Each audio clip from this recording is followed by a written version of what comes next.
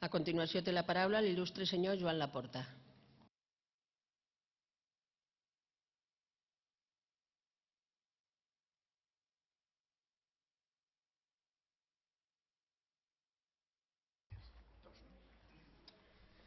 Moltes gràcies, molt honorable presidenta,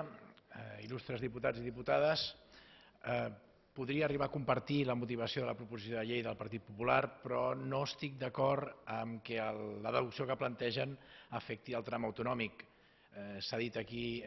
amb l'anterior intervenció, entre l'espoli fiscal que patim del 10% del producte interior brut, entre que no aconseguim que es paguin el que ens deuen, com el fons de competitivitat, gràcies, per cert, al vot a favor del Partit Socialista, que quan es tracta de protestar contra les retallades són els primers, però després quan es tracta de demanar recursos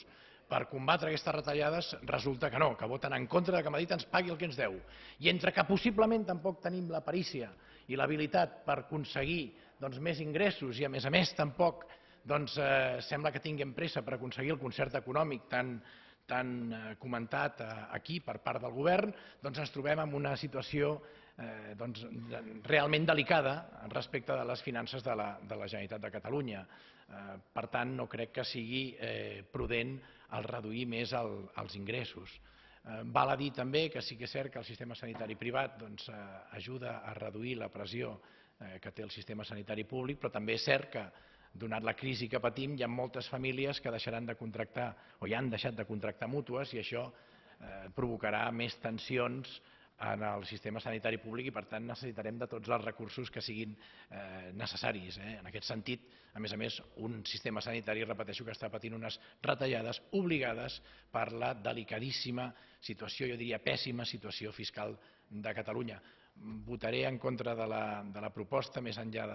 de la gran consideració que em mereix la diputada que l'ha presentada, i només canviaria el meu sentit del vot si la deducció plantejada afectés el tram estatal